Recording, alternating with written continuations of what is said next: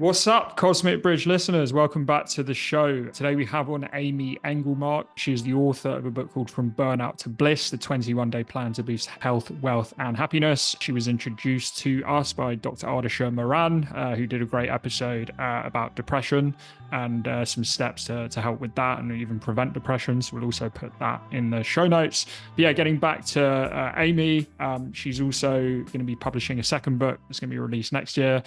So with her first book, From Burnout to Bliss, obviously Amy had her own journey with burnout, and that's one of the things that she's going to be running through today.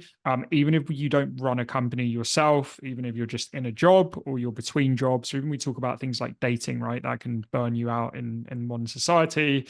We all go through that process of, feeling a bit burnt out from whatever life that we're living. And she's going to be giving some good actionable tactics that you can take away. So yeah, let's get into it. Let's jump into the show. Okay, Amy, it's great to have you on today. I believe it's 8 in the morning for you because you're over on the west coast of Canada. Is that right? Yeah, bright and early. Lovely.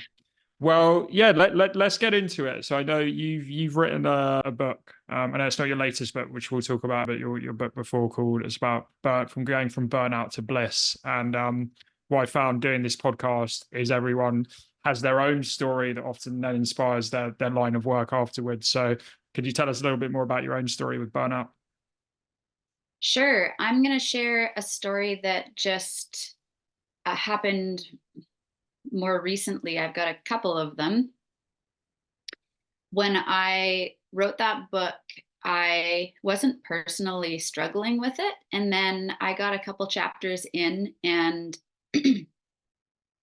realized that, strangely enough, I might be writing for myself. So, the story I want to share with you today was about a few years into business, and I had created a whole bunch of stability. I felt accomplished, and you know, juggling kids and a business and volunteer work and wanting to keep fun and passion alive in my marriage, all of that takes a lot of work. And for someone like me who has really big dreams and I like to have a lot of things on the go, like many people I work with. I like to have a full life. That can sometimes get out of control. And then my focus, so where I'm going to land with this is my focus was primarily on the wrong things. And that caused a lot of pain and exhaustion. So maybe I'll start here. So the business was running smooth. I felt stable, like I was telling you. And then one day, over a couple of weeks, I started noticing that emotionally, I was starting to feel insecure. I was starting to feel a little bit shaky, ungrounded. And it was because I was looking at the future for my business and I was not seeing any opportunities for income, which is strange for me because I'd been in business for a while and I was established, and I'm such an optimist that I was baffled. So the money started slowing down and trickling instead of flowing. And I really, yeah, I wanted to hide the fact from anyone in my life. Because I was embarrassed and started feeling hopeless and defeated because it looked like the horizon was pretty bleak. So I felt like, if you can imagine, like, trying to climb up this mountain and it's just been raining and it's all slippery and it's really hard to hold on to anything. That was the feeling that I was experiencing. And prior to that, I built business with, you and I have talked a little bit about the spiritual side of who I am and how I incorporate God into my business. So I believe in Jesus, but I work with people from all different faiths and spiritual beliefs. And prior to this experience, I thought that I was listening to the spirit guide me in my business decisions. That's what I always wanted. That's how I wanted my business to run. But, as we mature and we grow personally and spiritually and professionally, we gain more awareness about ourselves. And in this experience, I gained a whack load of self awareness the hard way. Uh, I realized in those weeks, as I started to freak out inside, that I had been building my business thinking that it was all up to me. So a lot of self imposed pressure that was subconscious. I wasn't even conscious of it. And the business, my identity had been focused on, if I made this amount of money and it was stable and consistent, then I could feel secure. Then I could feel at peace. Then I could feel proud and good about myself. And I didn't have to worry about judgment or criticism, because if I made that money, then and I had this level of, this is embarrassing, but I had this level of prestige, I felt like, from society, other people's opinions of me. So I was letting money and other people's opinions of me dictate how I felt about myself. So my self worth. But I totally wasn't aware of it until I was. And so there I was, stuck in that feeling of embarrassment. Okay, don't tell anyone, Amy. Just figure it out by yourself. Wait for this dark phase of life to pass. It's got to pass someday. And those thoughts that I was thinking, like, okay, I have to wait for business, wait a couple months until it's a better season. Um, it's all up to you. So try and figure it out with all your past knowledge, Amy, all your past insight, create a new breakthrough. And we all know it's so backwards, right? We can't create a new breakthrough with our old knowledge of how we've done business Yeah. so far, right? Or even our old insight about ourselves. And so, because I kept quiet, didn't ask for help, didn't get support, and believed all the thoughts in my head, I was filled with more fear, more insecurity, more embarrassment, more self doubt. And you can imagine, I've visualized a picture of like your body or my Mm. body filled with those emotions. Mm. So it just kept getting worse through the next like 2 or 3 months. Nothing was shifting. Income literally did come to a halt. And I have never felt so insecure and anxious and lacking joy professionally and personally than I was in that moment. And I still felt God's presence, but man, um, there came a day when I was listening to a podcast on a walk, and it was something about you can't put new wine in old wineskins. So a long time ago, wine was stored in wineskins, and Yeah. it gets stretched out, right? That's a biblical reference, right? I think I've heard that in the Bible. Yeah, yeah, Yeah. it is. And once you've used one wineskin and it gets stretched out, if you put new wine in, it can break it. Yes. And so I was thinking, wow, that's what's been happening. That's what I need to do. So I started to get, I felt like God was dropping an insight for um, this is how the problems have started, Amy. Mm. So in your eyes, my eyes started opening. This is your responsibility, Amy. And I'll share with you what I felt my responsibility was in those days. And then here's some new business strategy that's really going to help you. So I got Yeah. 3 massive downloads. The first was on that walk with listening to that podcast. And the insight was, you've been allowing certain emotions to occupy the space inside of you, your heart and your mind. You've been allowing certain thoughts to dictate your reality instead of creating from the inside out. You're letting this, what you can see, dictate the Yeah. truth of yourself and cause anxiety. So if there's fear, doubt, and insecurity inside, then joy Mm. and peace and calmness can't reside. Yeah. So that was an eye-opening moment for me. And I realized, okay, well, I got to download up with some framework that maybe I'll share today or maybe not, but Mm. a download of how to start mastering my emotions instead of Mm. allowing outer circumstances to dictate them. Yeah. And then then it was like the door cracked open, the light came in, and I got some hope back. Yeah. Okay.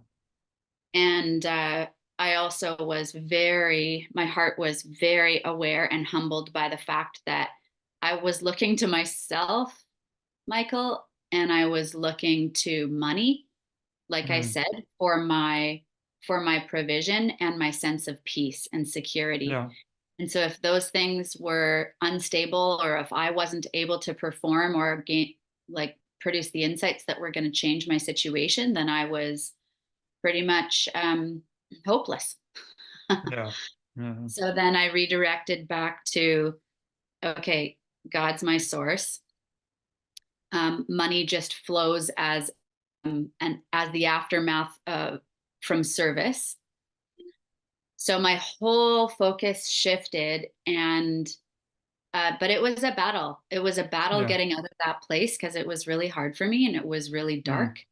Um, but I was able to do it, and it felt it literally did feel like, with some of the strategies that I was given at that time, it still felt like a battle, but now I had weapons Yeah. to fight with, and good things came out of that season. Like I was able to pick up a lot of gold on the valley floor, Mm. and I like to bring to the mountaintop, and my business has been transformed because of it, like speaking Amazing. engagements. And Mm. that book came out of it. Another book came out of it. Um, Greater income. So, but the biggest transformation has definitely been my perspective and who I've become. Amazing. Uh, yeah. So hopefully that gave you most of the important parts behind, what can lead to exhaustion and overwhelm and anxiety, Yeah. and some keys to, or pointers to keys that can help Yeah. us break free. So yeah, let's break this down, Amy, because I think there's a lot of good stuff there.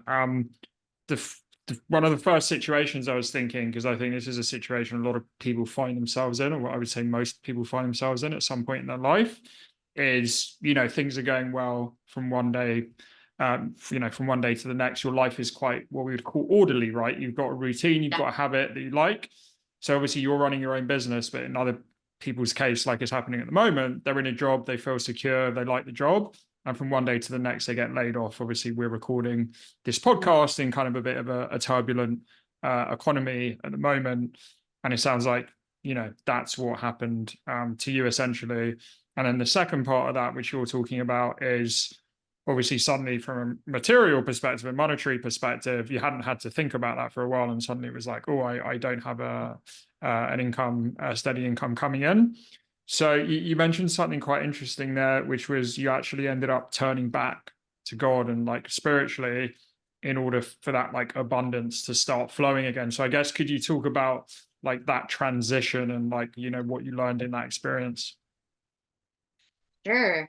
Um, so the experience of turning back to God and that being a key, isn't that interesting? Hey, turning back to God and that being a key for the abundance to Hmm. flow. But before, the focus was, like I said, right? The focus was on abundance, and God was with me, but God Hmm. wasn't leading.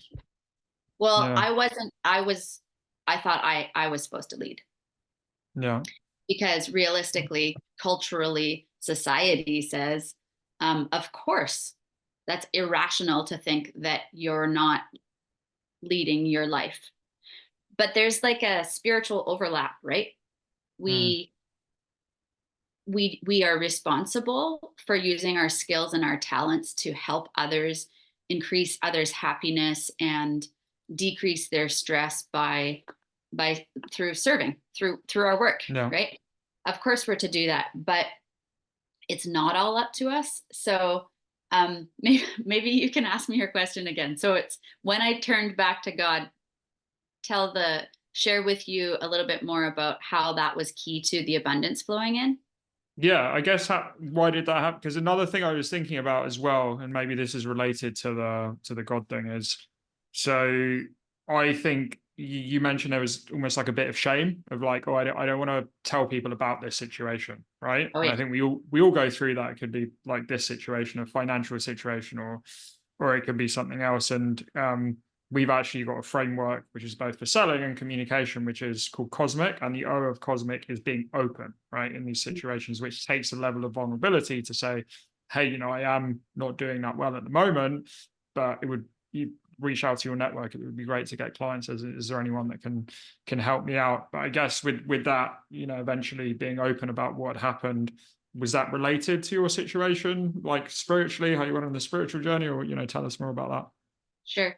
So yeah, it was being open with my coach at the time, and also um, being open with friends helped, because it just helped me share my feelings. But it wasn't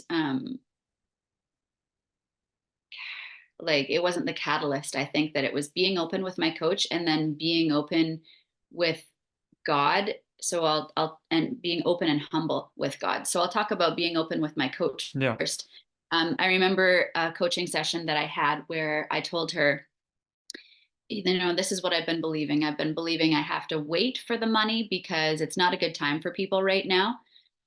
Um, and it's just not a good season, not a good time of the year. And all of these thoughts that I was allowing as excuses, but I wasn't aware of it. And I was validating my lack of income so that I could feel better about it and I could accept it.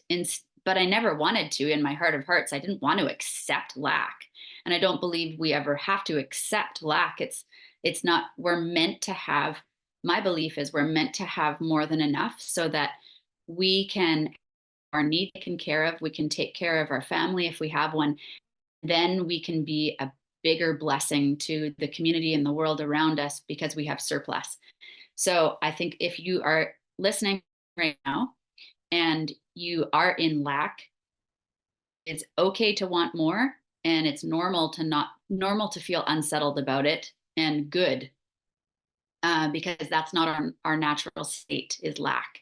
Okay, when we're in poverty, we can't help anyone. So my coach told me, uh, at that time, she said, sounds like some lies you've been believing.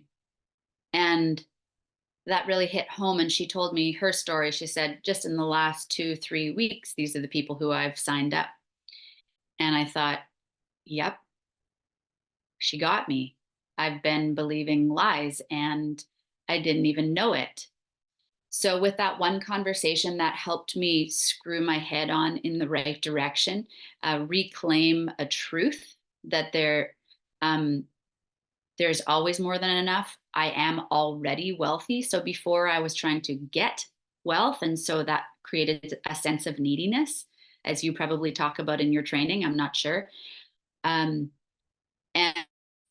that gives off a vibe to people. Yeah. Yeah. Or if you could be silently needy and not, people might not know about it because you're believing you have to wait. So that naturally impacts your activities. And for me, it meant that I was inactive in my community and online. Mm, yeah. So that was a turning point there, being open to hearing my coach's perspective. And obviously, I'm paying her. So I want her to call me on things. That's what I do with my clients too. Yeah. Um, and then with God, I was open to the voice that I heard when I hesitate to say he, because I believe God is just bigger than a sex.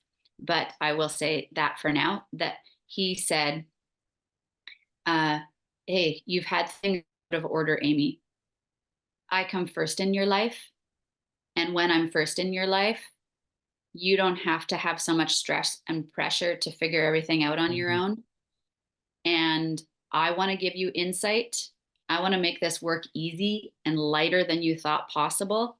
I want to show you all the opportunities, but you need to let me lead instead of being the one who comes up with all of the insight. That's just not possible. It's not Yeah. realistic. So I was being unrealistic. So it takes humility to be dependent on God. And that's what I decided to do, is like, wow, at the time and now it's so refreshing to be dependent on a source that is overflowing with provision. Yeah. Yeah. But it also requires us to be willing and open to feel out of control Mm. way more often, and to Yeah. flex our trust muscles, because we feel out of control, but we're in good hands.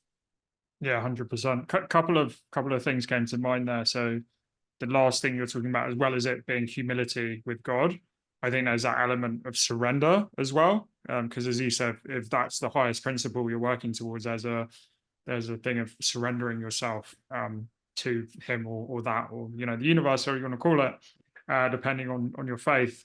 And the one of the last podcasts we did was actually with an ex-professional footballer, or soccer player, as they call it in the Americas.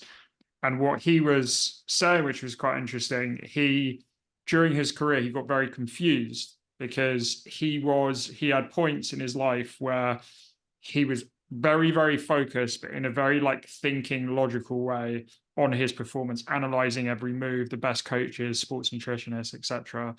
And he didn't play well in those periods. And then he would go out and he would like party for like 3-4 days, and then he would play really well for 3 weeks, and then he would like be hungover and stop. But and then he was like, I'm throwing every rule out of the window, and yeah, I'm playing really well. And what he realized later is that it wasn't actually the drinking or anything that obviously was helping him. It was more like at that point he'd kind of surrendered and he wasn't thinking about anything else. So now he's been on that journey of spirituality and that like surrender piece, similar to what you were talking about. And the other thing I thought of as well, because you were saying, that neediness sometimes in business or sales, or it can be with like friendships as well. And you said we probably look at that as well. And you're right, because in sales training or any type of relationships, I say it's like dating as well. Like neediness is not sexy, right? Neediness like puts people off. And that's Yeah. one of the things that we talk about is like detachment in sales. So when you go into a meeting or a sale, obviously you want to put as much work as possible into it to try and get the sale. But also, no, if you don't get the sale, who cares? You move on to the next person, right? Don't attach your self-worth to that deal, because as you said, it's going to come off as very needy. Well, Yeah, coming from a place of personal wealth, personal worth, and value, and a sense of being rich in all aspects of who you are, is profound. It transforms you from the inside out. And I go into that in my newest book. And it's amazing. Like, it is the true way to create, is working on transforming ourselves so that we feel prosperous before anything materializes in our external world.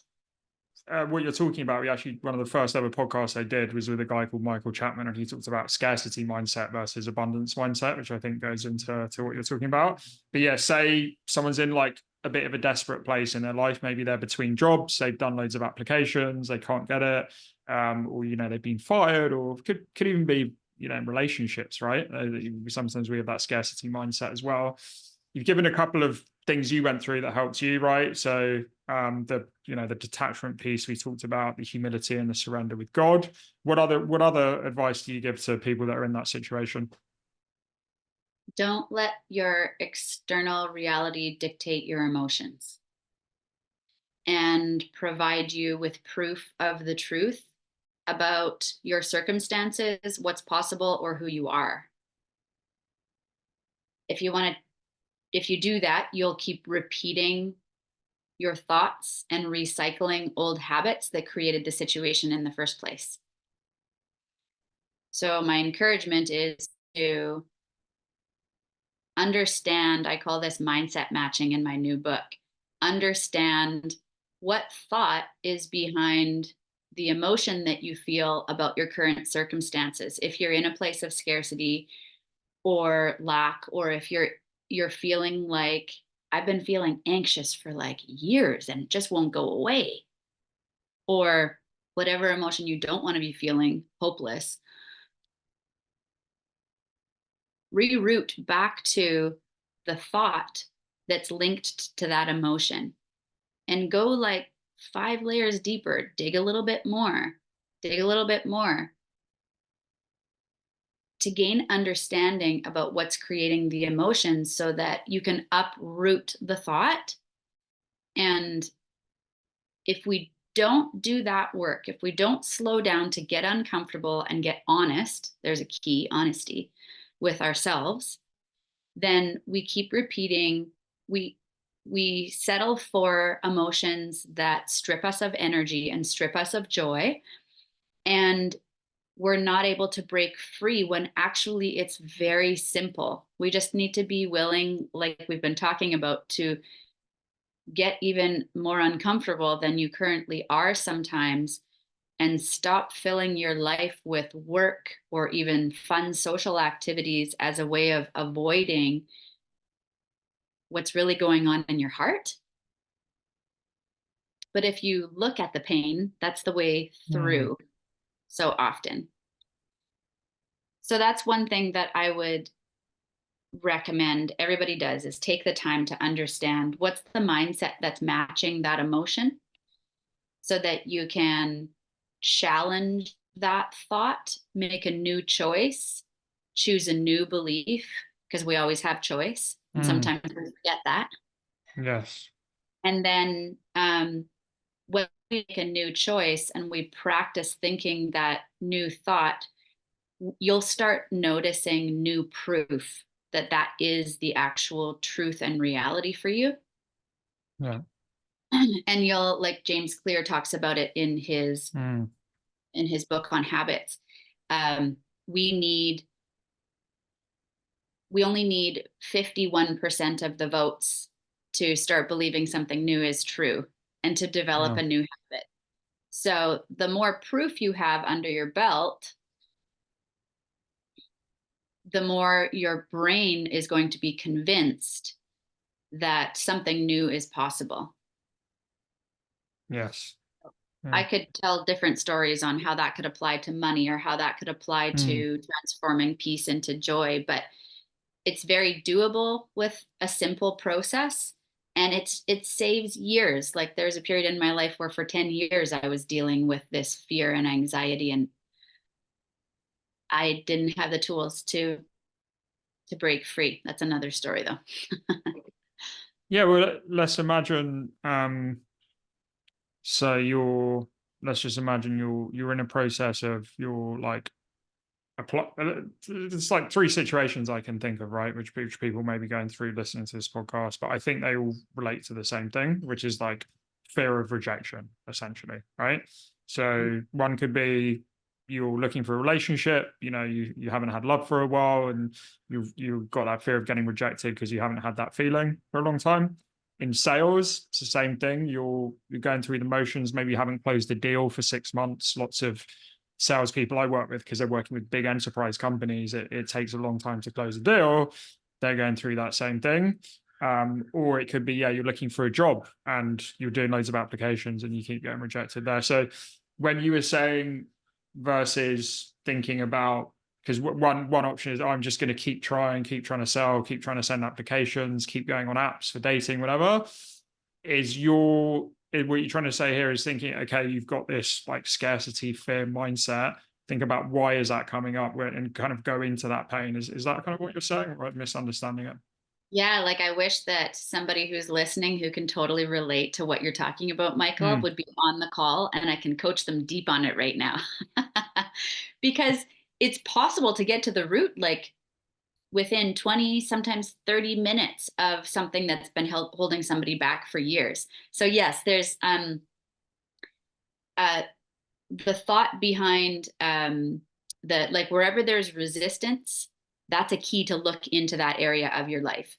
Or hopelessness, like in the scenarios you talked about, like, well, maybe there's no woman out there for me. Maybe it's hard to find women. Like, how, like, maybe my standards are too high. Or for somebody who's not making the sales they want to and hasn't for months, might start thinking, I'm not really good at this. I'm never going to be successful. People want to Mm. listen to what I have to say. We start making up stories because we're letting the external environment dictate our thoughts and emotions, like I was talking about, right? Yeah. One thing that I would recommend for anyone who's on your calls, the spiritual people are interested in your podcasts, right? Mm.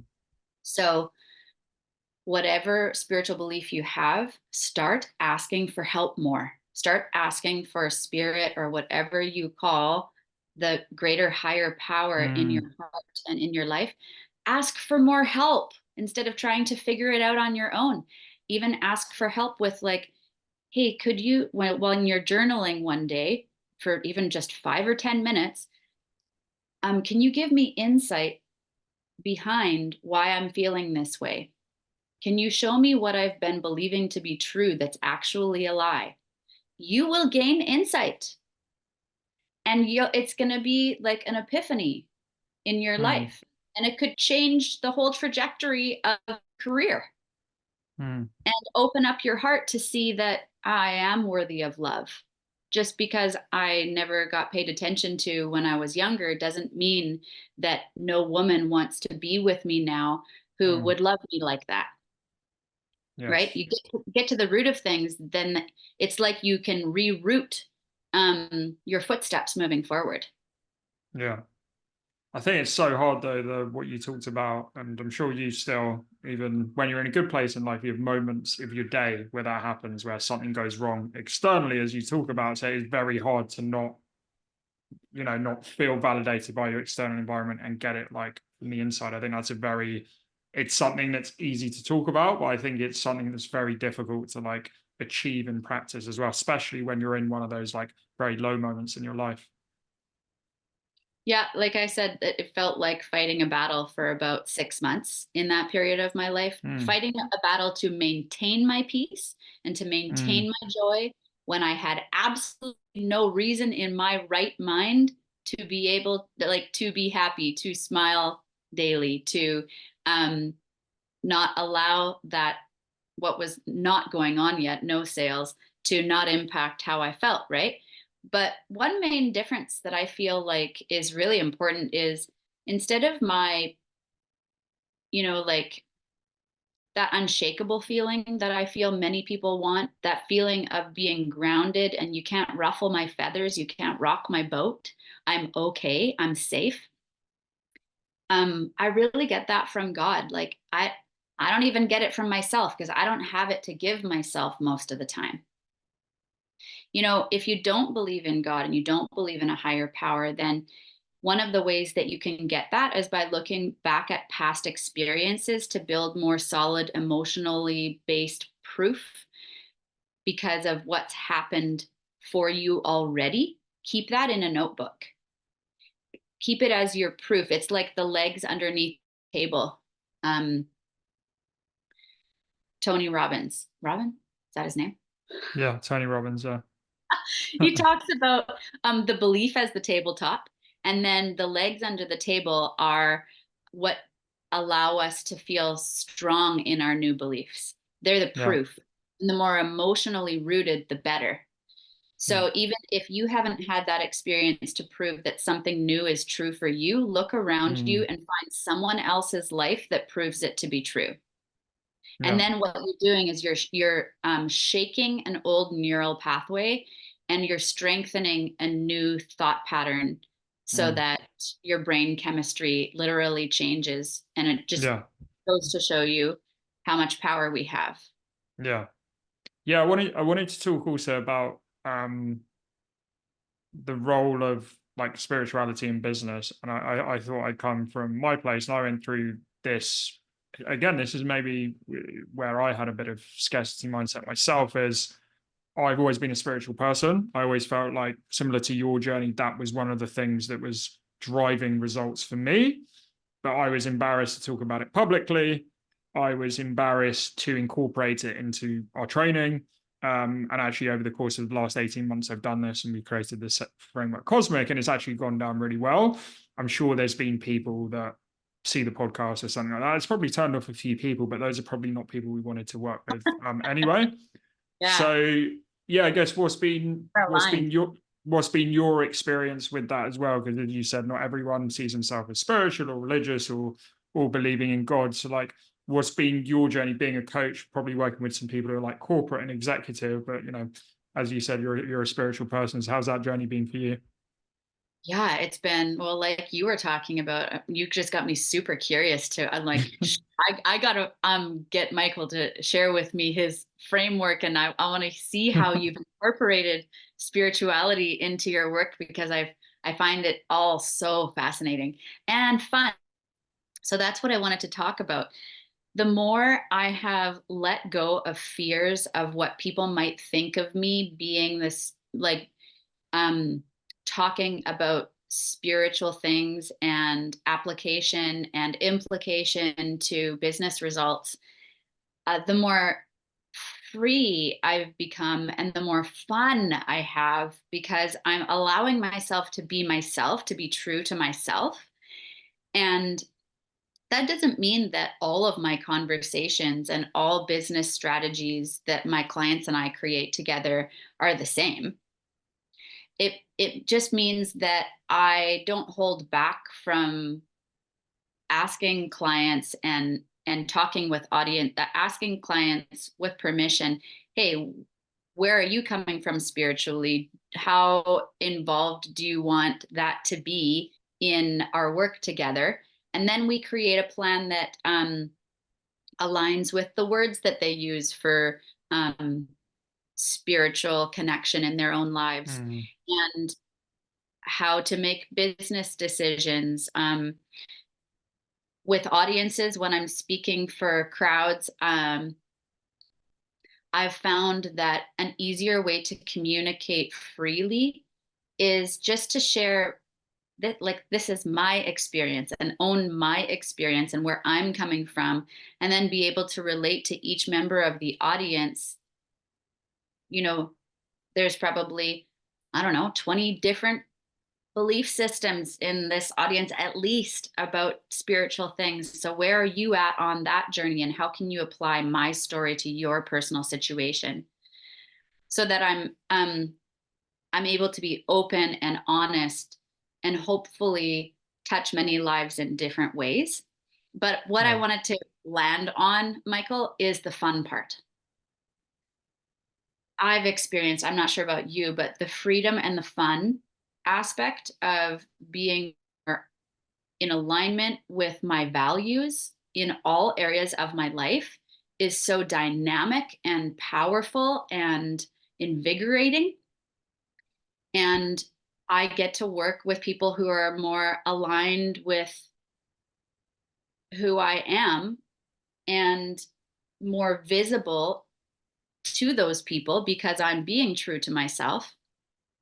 It's almost like some of the games that you might play when you're, I don't know, 12 or under. I forget that one game where it's a plastic and you end up lining up all the pieces, and then it goes falls down. Once you get all the, Tetris, no? Tetris? well, Tetris is one of them. Yeah, there's Yeah, probably several, yeah. but it's like this magical process, right? When we come into alignment, and then things start flowing. Yeah. Yeah, 100%. Yeah, and in terms of we can put it in the show notes as well, but our spirituality and cosmic, which is not just a sales framework, it's a communication framework. And essentially the spirituality piece, the way I get around it, because I think you talked about, oh, I tailor it to the needs of the individual person, which we do. It's one-on-one coaching, but we do a lot of group training, or there's videos out there as well that people are going to look at themselves. And the way we say it actually is, okay, the problem we see in business, I think a lot of corporate business and language is broken because it uses jargon that no one understands, like optimize efficiencies, all this stuff. No one really understands what you're saying because it lacks that human element, and we relate to everything through like the human story. So we say the spiritual part is actually that like more human, emotional part, the immeasurable stuff, right? Because that's the thing in business, we always want to measure everything. But a lot of business like can't be measured. Marketing is a great example, like brand awareness. People end up buying your stuff, but you can't attribute it to, especially if it's like outdoor advertising and this stuff. So that's kind of the way I say it is, I know spiritual is a word that is going to freak some people out here, but this is what we're talking about. We're talking about the more emotional, human, and non-measurable side of it, because as you said, unfortunately, spiritual is a word that freaks some people out. Mm-hmm. Mm-hmm. I love it's a simple part of the explanation, I feel like, is what you just said, Michael, the untangible. And Yes. yet the untangible is, we can't deny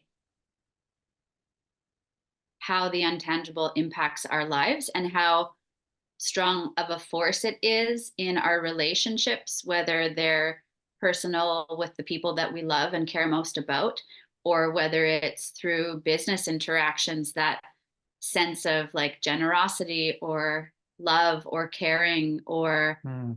um, all these things that need to be present in any relationship. Their business isn't going to flourish and relationships are going to be shallow without it. Yes. And that's all bit, even though business is companies together, right? Especially because our sales training is more about selling to businesses versus selling to individuals. But within businesses, you have humans, right? So you've got to have that relationship. And I think that sometimes people look at the bigger picture, but they're missing the smaller picture of those individual human relationships. And sometimes people think, oh yeah, I sell to an accountant. So like they're just interested in spreadsheets and numbers, but even an accountant is a human, like who's got his or her own needs and wants and desires. So 100%. I was looking up on the shelf for a specific book, but I don't think it's there. um, Patrick Lencioni is an author who I really like, and he's written a couple books, The Five Dysfunctions of a Team, The yeah, Ideal Team Play. I've Yeah, you actually, have to. funnily enough, I've not read that, but I've seen the pyramid and I love that. And maybe we can put it when we're editing the video here. But it's essentially, it's the results at the top, right? And the managers always go to the results, but that's just the tip of the iceberg, and there's all the stuff underneath that's missing. And it's fascinating. They're the short stories that he tells and how he breaks down what we're talking about, which are some key spiritual aspects to business, Oh, to interesting. business growth and relationship, the dynamics in relationships that deepen them and create trust and accountability and results. Yes. Yeah. Mhm. 100%. Well, yeah, we've got maybe 10 minutes left here, Amy. So I thought we could move on to you've written a new book, right? Which is well, yeah. Why don't you tell us about your new book and what inspired the book? Sure, sure. So the new book is called Powerful, and it's how to maintain joy and calmness when everything feels out of control. So that is my own story, clients' stories, and framework and structure for emotional and mindset mastery that came out of that story that I told you. Mm. So, what inspired it was going through that dark time and that I never wish anyone to go through. And it could seem kind of shallow from someone who hasn't heard the whole story because but it's not. It wasn't about, oh, Amy was went through a season where she didn't have any money. Poor Amy. More so, um, the freak out, the intense anxiety was because my focus was on the wrong things and my identity was completely wrapped up in my income, right? Yes. So it was inspired by the fact that when our focus is on the wrong things, we create problems for ourselves. When our Yeah. thoughts go unchecked, we create problems for ourselves. When our emotions are dependent on other people's opinions of us and the results that we can see right now, Mm. then we just, like I said, we perpetuate problems, but we don't have to live like that. And we have so much more power than sometimes we remember. So instead of wallowing in defeat mode and helplessness because of you're believing something in your mind to be true, Yeah. I just want to like say snap out of it, because the power to transform your situation lies in you, and you have higher help. You Yeah. have other people in your life, and you have spiritual insight that is like going to can completely transform your current situation. So that book's filled with um, simple strategies that are proven. They've proven in my life through that season and through clients' lives to transform things like I was talking about, anxiety to Mm. peace and lack to abundance. And also for anyone who's curious about strengthening or deepening their spiritual connection, that book will start leading you down that road, not directly through any chapters, but you'll see it's tied in a little bit. And then I've Mm. got a third book coming that's more spiritual wealth creation principles from that period of time too. Interesting. Yeah, because you mentioned there about a lot of people are focusing on the wrong things, and we were introduced by Ardisha, and Mhm. one of the things he talked about on the podcast was around, say, depression as an example. A lot of the times, depression, even with like top, psychiatrists, psychologists, they're looking at, okay, how do we treat the depression itself, and often then medication and all these other things come into the scene, versus thinking, okay, what is causing the depression, right? Because that's actually how we can cure the depression, versus thinking, oh, you've got depression forever now, so we got these pills that you're going to be on forever. And are you seeing, you mentioned like anxiety there as an example, are you seeing like a similar trend with, things like anxiety and other emotions? What was your question there around anxiety? So say let's take anxiety as an example, right? Or let's say anxiety, fear, these different emotions we all go through, most like on a weekly, if not daily basis. When those arise, rather than thinking, oh, I'm anxious, like I need to stop my anxiety, I need to take a pill or eat or whatever it is. Again, looking at an external thing to solve it, versus thinking, oh, what's actually causing this anxiety, and asking you that question. Because you said you're focusing on the wrong things. Is that what you meant by that, or was it something else? Yeah, I remember how I told you there is that season of like 10 years where I was stuck in fear about something and Yeah. anxiety. Um, if I had just had someone who I told about how I was feeling, it was like waves, but it was Mm. always consistent under the surface of my life. It's crazy. It's really crazy that we put up with something for that long. And some of it is because, oh, we might not want people to know, or we feel stuck and we feel like we're listening to a thought like I can't do anything about it. So then why would you bother reaching out for help? Um, but if I had someone in my life that said, hey, Amy, I can help you understand why you're experiencing that fear and anxiety and help you make it go away. Would you like me to have that conversation with you? I'd be like, oh my goodness, help me. Um, so I didn't at the time, but because of that experience that I went through and I've shared today, I now have a really simple framework and uh, to get to the root quickly. And um, yeah, like to your point, Michael, we don't have to live with those emotions that really drain our energy, drain our happiness, impact our family lives, impact our physical health, because we know how stress is connected to disease. Mm. We don't have to live with those things, and yet we tolerate them for some reason, for many different reasons, and we can change quickly. It doesn't have to be something that we live with. There's multiple people in my family and some of my friends who are on medication for depression or anxiety. And I don't always think that's a bad thing. I think that sometimes that can be helpful. But also, we need to, in my opinion, um, why wouldn't we also look deeper and gain inner healing of the mind and the heart so that we can experience more fullness of life? Yeah, 100%. Well, yeah, we'll put the links to both your books you talked about today, your social media, even the Patrick Lencioni book as well. Any other resources or anything, links, videos, etc. You'd recommend people to watch? I have that resource that I told you that's a free resource that goes with my second book. And you'll see in the show notes, it's amyenglemark.com/powerful. Yeah, So it's a powerful toolkit that's a series of 3 audios to yeah, help you start mastering your emotions and thoughts. But yeah, I'll send you any other resources that I can think of, because the more we have in our belt, the mm, better. But we know also that we can have lots of tools in the belt, but we need to actually use them to create something yeah. new. Awesome. Well, thanks a lot for coming on today, Amy. I've enjoyed our chat. Yeah, me too. Thanks so much. I Right. did too.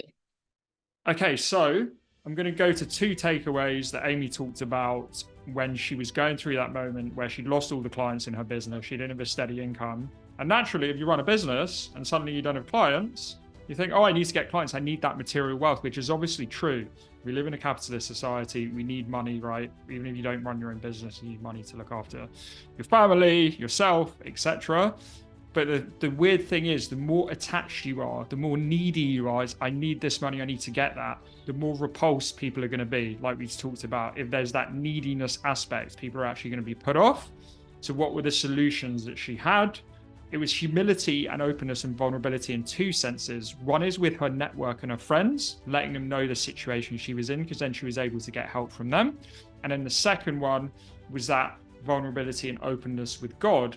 And I think with that, that's almost with your inner self of saying, hey, I need help, and being open and surrendering to that higher power, but also with yourself as well, and that truth to yourself. So those are my 2 main takeaways. If there's anyone you know who's in a similar situation to what Amy was back then, they're in a transition period of their life, maybe they're struggling materially, I think this is a really good episode to send them, so please share it around. I always say this, but please subscribe to us on whatever channel you listen to. It really, really helps us. And we'll see you next week. Cheers.